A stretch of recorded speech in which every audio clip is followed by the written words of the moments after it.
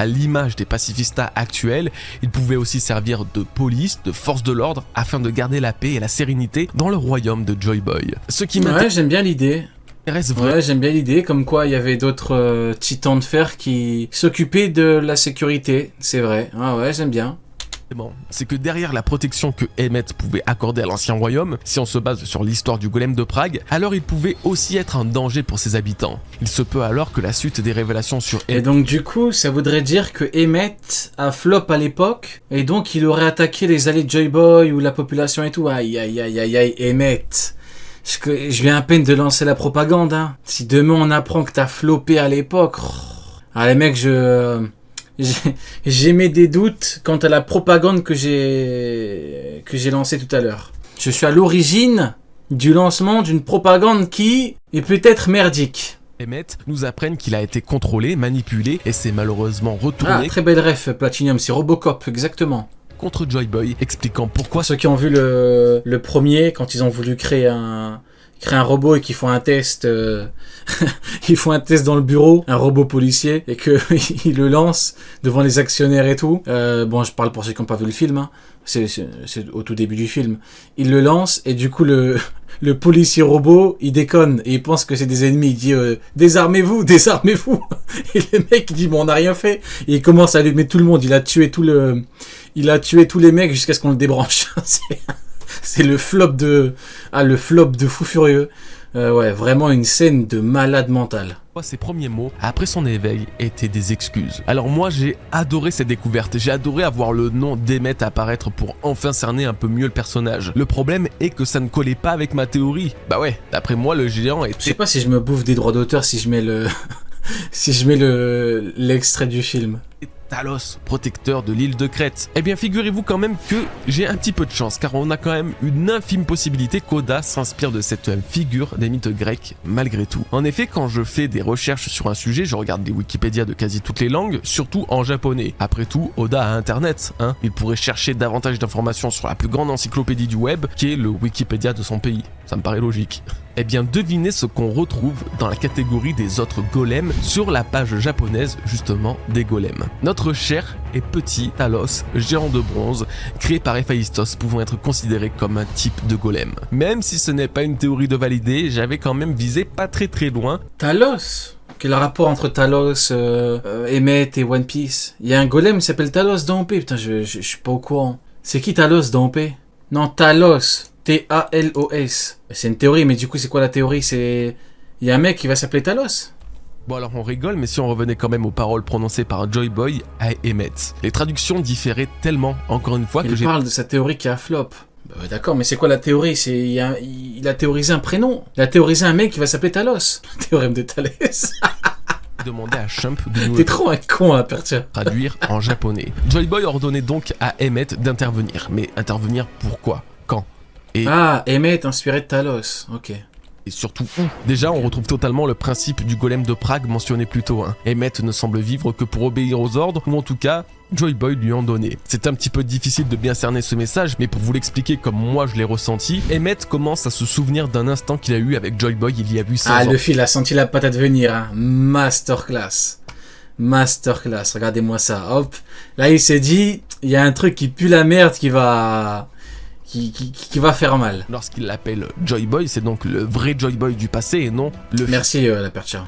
C'est ce même Joy Boy qui lui dit « Emmett, c'est le moment d'intervenir », car une situation de crise aurait été déclenchée dans l'ancien royaume. Je pense que ces paroles précises sont les derniers mots prononcés par Joy Boy avant de rentrer dans une guerre contre les 20 royaumes qui changera le monde de manière irréversible. Le premier des pirates est venu réveiller Emmett, son ami, en lui disant que c'était le moment d'intervenir, le moment de combattre et de protéger l'ancien royaume des envahisseurs qu'étaient les 20 rois. Je trouve ça assez beau pour être honnête, c'est je crois la première fois que nous voyons Joy Boy parler et interagir avec quelqu'un. Ce quelqu'un, c'est Emmett qui s'éveille à nouveau pour aider le porteur de la volonté de Joy Boy, justement, à s'évader. On en avait des choses à dire en seulement 13 pages, il était encore très court ce chapitre. Vu que vous m'avez posé beaucoup de questions sur Twitter pour le courrier de Goji, j'ai également beaucoup de réponses à vous apporter, donc on étend encore cette review qui n'est pas prête de se terminer. Et on commence avec la première... Ok, bon bah après il part en mode question-réponse. Pourquoi ça fait 10 chapitres que One Piece pue la merde? Oh putain, la question. La question de fou pour démarrer. C'est triste comme Pépé Luffy, Pépé Guerre 5. Ça fait 10 chapitres que c'est un tome entier quand même, frérot. Hein. Un tome entier, c'est de la merde. Waouh. Première question, pourquoi ça fait je voulais quitter, mais je vais écouter la réponse, ça m'intéresse. 10 chapitres que One Piece pue la merde? Alors, ça commence fort, mais il faudra quand même me dire où et comment One Piece pue la merde alors qu'on a enfin une partie de tout ce que Non, moi je... demandons. Je comprends la question, c'est qu'en fait on a tellement enchaîné les problèmes, on a tellement enchaîné les chapitres de ce manga alternatif qui est formidable, qui est Agenda Peace, que bah forcément t'enchaînes 10 chapitres, y a pas de Kizaru, au niveau du Gorosei ça vient, ça part, ça fait des techniques, c'est que des escarmouches. Juste avant les 10 chapitres t'avais Pumba avec son horrible daron qui s'est fait fumer. Je peux comprendre qu'il y en a beaucoup que ça saoule. Ouais, je peux comprendre, c'est ça. Maintenant, ceux qui vont dire non, c'est pas pour les combats, c'est pas pour la puissance, c'est faux, c'est faux, c'est faux. Vous êtes des putains de menteurs. Faut assumer. Il faut assumer. Vous aimez les combats, vous aimez la bagarre, vous aimez le sang, vous aimez les larmes, c'est ça. Et pas les larmes de Bonnie, pas les larmes de Ginny. Vous voulez les larmes d'un mec qui se prend une patate dans la gueule. Mais il faut assumer. Quand t'as que du Kuma, du Vegapunk, bah voilà. Maintenant, si on avait les deux, si on avait Vegapunk et qu'on avait Kizaru qui sort un éveil de fou, tout le monde est content. Donc voilà. Donc moi je pense qu'il faut savoir assumer. Parce que concrètement, tous ceux qui disent ouais les combats, la puissance c'est de la merde, bon bah on a enchaîné plus de 15 chapitres où il y en a pas, ou en tout cas pas beaucoup, bon bah personne devrait se plaindre. Mais voilà, il y en a beaucoup qui se plaignent parce que je comprends. Maintenant je pense qu'il faut pas être là en mode chasse aux sorcières, ouais t'aimes pas donc t'es pas un vrai fan et tout. Non, je peux comprendre, il y en a qui... Voilà, il y en a qui quand il n'y a pas de Kizaru, il n'y a pas les problèmes, bah ils aiment beaucoup moins. Ouais, je peux comprendre. Maintenant, dire que ça pue la merde, frérot, t'abuses aussi, toi. Il abuse, quand même. Dire que ça pue la merde, non, t'es pas digne de ta pépé, frérot. Depuis des années, des révélations. Si vous, et j'englobe seulement ceux qui vomissent One Piece depuis le flashback de Kuma ou le discours de Vegapunk, attendiez à ce qu'Oda dévoile tous les secrets de son œuvre alors que concrètement personne n'est prêt, c'est que vous vous êtes planté sur le sujet. Je sais que la tension est pas forcément des plus palpables, hein. En même temps One Piece n'est pas connu pour ces scènes atroces où les méchants arrivent presque à capturer ou blesser. Il attend le Black Mode, mais oui, il attend le miroir abyssal, le frérot. Gravement ou tuer les gentils, hein. Donc le Gorosei ne va malheureusement pas changer cette habitude, comme d'hab depuis à peu près 20 piges, mais de l'autre côté, les révélations étaient quand même conséquentes, et on terminera cet arc en ayant découvert que Joy Boy était le premier pirate, que le monde allait être englouti, que le monde avant était déjà englouti, et même qu'une arme antique inconnue s'est actuellement réveillée, et je vous passe encore pas mal de trucs. Moi je pense quand même que vous oubliez à quel point ce genre de chapitre doit davantage se lire d'une traite, dans un tome, plutôt que semaine par semaine. Les gars, ouais, juste... Après, en toute honnêteté, je peux pas être d'accord avec cet argument. Ceux qui disent ouais, One Piece c'est fait pour être lu en tome. Bah non, sinon ça sortirait en tome. C'est pas que pour Goji, c'est pour tous ceux qui disent ouais, One Piece ça se lit en tome. Bah non, les frérots. Sinon ça sortirait pas en chapitre hebdomadairement. Sinon Oda ferait tout pour ne pas faire de pause. Donc non, on peut pas dire ça. Maintenant je comprends, c'est une espèce d'argument que t'essaies de sortir à ceux qui en peuvent plus du rythme et tout, mais... Je peux pas, on peut pas dire que c'est fait pour être lu en tome, c'est pas possible. Si One Piece vous les brise en ce moment, faites une pause, laissez les chapitres s'accumuler, lisez tout d'un coup, ça réglera une grande partie de vos frustrations. Alors prenez du recul. Ah ok, bon apparemment lui dit pas que c'est fait pour être lu en truc, peut-être que j'ai mal compris son début de message, mais en tout cas si c'est pas ce qu'il dit, je parle de ceux qui disent que c'est fait pour être lu en tome. Apparemment, lui, c'est pas ce qu'il dit. Il dit que c'est le cas pour ceux qui n'aiment pas le rythme. Mais bon, le problème, c'est que demander aux gens d'attendre la sortie du tome, c'est tous les 4 mois. Ouais. C'est pas envisageable, je pense. Hein. C'est compliqué. Quand vraiment t'es fan de One Piece et tout, que... Mais bon, après, voilà. Si vraiment tu dis que ça pue la merde comme le mec avec sa pépé de Luffy, c'est compliqué. Hein. Si vraiment ça pue la merde, ouais, pour le coup... Fais une pause. Hein. Je pense déjà que ça va bien vous réconcilier avec l'histoire qui est véritablement passionnante. N'est-ce pas trop facile que Luffy ait simplement besoin de manger pour repasser en Gear 5 ? Bah ouais, mais c'est tout le temps comme ça en fait. C'est chiant, oui, parce que ça pète le stress de le voir épuisé et fragile, mais vraiment, il a toujours fait ça. Surtout que là, on parle quand même de la bouffe de géant. Luffy bouffe des ratios destinés à nourrir des mecs faisant 30 à 50 fois sa taille. Donc ça peut expliquer pas mal de choses. Mais bon, quand tu vois que même sans nourriture, il a perdu et réutilisé... Ouais, je suis d'accord avec ce qu'il dit, hein. Ouais, il a toujours fait ça. Contre Cracker, on en parlait tout à l'heure, mais il a bouffé pendant 11 heures, hein. Donc là, que le mec bouffe, même s'il bouffe 4 fois et que c'est rapide, c'est pas dérangeant. Quand on l'a vu se nourrir pendant 11 heures, c'est pas censé être dérangeant. Il faisait instantanément son Gear 5 face à Kaido alors qu'il était mort au moins 3 fois dans les 10 dernières minutes. Moi, vous savez, plus rien ne m'étonne, hein. Luffy gagnera toujours, quoi qu'il arrive. Faut juste espérer qu'en combattant contre Teach ou Imi, il n'est pas un... il gagnera toujours, je sais pas. Moi, je suis persuadé que demain, t'as un petit enfin, petit, entre guillemets. T'as un Xebec qui vient, qui lui envoie la patate de sa vie, il va le sentir passer. On aura peut-être une vraie défaite, comme on avait eu à l'époque sur l'archipel, notamment, ou contre Magellan. Je pense que c'est encore totalement probable, hein. Fait à volonté à côté, sinon c'est mort, on aura zéro suspense. As-tu une explication pour l'absence de Katakuri? Je veux dire, il se moque totalement que sa génitrice soit morte, une sœur enlevée, et lui il fait quoi pendant ce temps? Il mange un donut. Oh, doucement avec Katakuri, frérot. Alors attention, Oda lui a donné l'air de s'en moquer, mais est-ce que c'est vraiment le cas pour autant? Soyons honnêtes, les gamins de Big Mom lui sont terriblement fidèles et sont plus que solidaires. Bah il a perdu contre Kaido, ouais, mais moi je te parle d'une défaite beaucoup plus impactante dans la mesure où après t'as pas d'éveil, tu vois, t'as pas un Luffy qui revient directement pour le combattre. Moi, en tout cas, l'un des scénarios que je vois, c'est comme ça, il le bat et puis après Luffy reviendra mais longtemps après. Tu vois ce que je veux dire, c'est un scénario qui serait intéressant parce que vraiment tu pourrais voir que t'as un vrai challenge qui est revenu. Entre eux, Oda ne va pas leur faire changer de mentalité d'un arc à l'autre. On a l'impression qu'il en a rien à foutre, mais je suis persuadé qu'ils préparent quelque chose ou même qu'ils ont déjà des infos pour tenter de récupérer Pudding, voire d'aller chercher leur mère. D'ailleurs, à 100%, ils vont faire comme l'équipage de Barbe Blanche, en cherchant à se venger de Barbe Noire. Katakuri tentera de les... Ouais, tu vois, Pacat, je pourrais être d'accord avec toi quand tu dis il n'y a pas de temps pour ça, je pense. Je pourrais, hein. Mais frérot, 2 ans de Egghead, hein. 2 ans d'arc Egghead, hein. Donc moi, en toute honnêteté... Pour moi, on peut plus utiliser l'argument, on dit ouais, c'est bientôt la fin, on n'a pas le temps. En toute honnêteté, t'as eu 2 ans de Egghead pour moi. Rappelez-vous, à l'époque, Dressrosa, ça avait duré 2 ans. C'était connu pour être un arc hyper long, hein. Maintenant, c'est Egghead. Donc non, moi je pense que non, il peut le faire demain, y a pas de problème. Les attaquer, mais échouera, parce que désolé mon gars, mais c'est pas toi, le futur roi des pirates.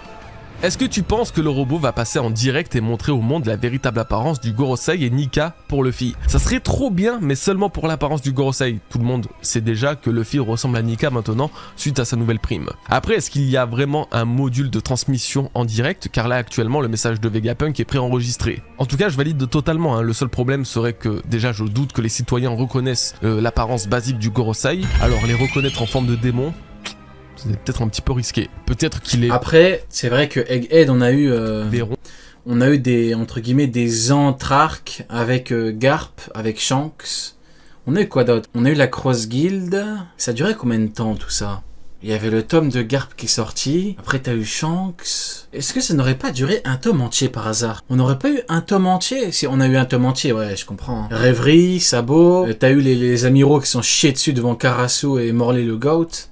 Sans savoir de quoi ou de qui il s'agit, et ne le découvriront que dans la dernière grande guerre, quand plus aucun des doyens ou Imu ne se cacheront. Es-tu déçu de la prestation des doyens? Saturne s'est fait éteindre par Luffy en 2v1, Vénus ne passe pas Zoro, Jupiter ne sert à... Oh, Saturne s'est fait éteindre. Est-ce que Saturne s'est fait éteindre? Kizaru s'est fait éteindre, ça c'est sûr. Kizaru s'est fait chier dessus, mais Saturne revenait, hein. Saturne revenait. Qu'est-ce qui s'est passé je sais pas, éteindre... à partir du moment où le mec revient... À rien offensivement, Mars s'est fait propulser hors de l'atmosphère et ce bon vieux Warcuri s'est fait puncher comme jamais par le robot. Non mais les gars, vous êtes vraiment durs, vous prenez beaucoup trop le négatif. Saturne... Ouais, je suis d'accord avec lui, hein. Il y en a beaucoup qui prennent que le négatif. On pourrait me dire que je suis pareil avec Kizaru, mais le problème c'est que Kizaru, il n'y a pas de positif. Il n'y a pas de positif. J'aimerais bien... en trouver, tellement cherché que j'en avais mal au crâne. Il n'y a pas de positif, ce mec est objectivement, factuellement, une merde. Tuer Vegapunk est immortel. Vénus a détruit tous les pacifistas en quelques minutes et découpé une énorme partie de l'île en un seul coup. Jupiter avait aspiré Luffy avant que les géants n'interviennent et a quand même réussi à faire rebrousser chemin tout l'équipage de ces mêmes géants grâce à son pouvoir. Mars a cherché par tous les moyens le Dendenmushi à passer la barrière sans problème et a une puissance offensive absolument terrifiante. Warcuri, lui, a pas bronché d'un seul millimètre de la même attaque qui avait pourtant couché Kaido à un moment. J'irai pas dans l'extrême de dire que je les trouve incroyables sa mère, c'est faux. hein. Mais franchement, comment être déçu avec tout ce qu'ils ont à faire là actuellement? Et attendez les gars, ils affrontent Luffy en plus de ça, le héros avec son fruit du démon de héros et ses copains de héros. Moi, ils m'ont pas donné une très mauvaise impression. Ils sont très puissants, ils sont très organisés, ils sont très immortels aussi. Et ouais, je peux pas vraiment dire qu'ils m'ont beaucoup déçu. Ça aurait été bien qu'ils soient encore un petit peu plus efficaces, certes, mais de la déception, non, je trouve pas. Vu que Bonnie est capable de changer l'âge de personnes qu'elle touche, est-ce que techniquement elle pourrait transformer les gens qu'elle touche en Nika? C'est une très bonne question. Je dirais non. Quel rapport? Elle peut changer l'âge des gens, donc elle peut les changer en Nika. Mais quel rapport entre changer l'âge de quelqu'un et changer en Nika? Je comprends pas. J'irais d'une limite imposée par son fruit. Elle serait la seule à pouvoir vraiment changer d'apparence. Vous voyez un lien évident vous, entre changer l'âge de quelqu'un et le changer en Nika? Ses ennemis, eux, ne pourraient que vieillir ou rajeunir dans un futur proche, comme Luffy, quoi. Futur alternatif, oui. L'âge, non. Sinon, on va se taper de toute façon une armée de Nika, ça va être infernal, faut absolument qu'Oda mette une limite. Et puis de toute façon, la forme de Nika n'a du sens que chez Bonnie, puisqu'elle le connaît, il fait partie de ses croyances. Tu donnes cette apparence à Zoro, le frérot, il va rien comprendre du tout, donc voilà. Tu vas s'évanouir. Tu vas faire une crise cardiaque, une crise de cœur comme Barbe Blanche, comme Feu Barbe Blanche. Le tout n'est pas que d'avoir cette apparence, c'est surtout d'en comprendre les tenants et les aboutissants, d'en comprendre la symbolique et surtout le message qu'il transporte. Bonnie est la parfaite candidate à ça. Donc non, je pense vraiment qu'elle sera la seule à posséder cette forme. En tout cas, je l'espère. On arrive à la fin de cette review, ça y est les bros, j'espère que vous l'avez apprécié parce qu'elle m'a vraiment demandé beaucoup de travail. Merci à tous d'avoir regardé cette vidéo, profitez bien. Bah elle a bien mis Luffy, futur alternatif, mal tourné. Pour toi c'est la même chose. Pour toi mettre Luffy en vieux, un vieux, très vieux, comme elle l'a fait, c'est l'équivalent de changer n'importe qui en Nika. Dans l'absolu, ça peut se tenir. Dans l'absolu, ça peut se tenir. Si vraiment on considère que c'est la même chose. Et prenez bien soin de vous et de vos proches. Peace les bros. Peace, Goji. Bah écoutez, c'était plutôt sympathique, hein. J'ai bien aimé.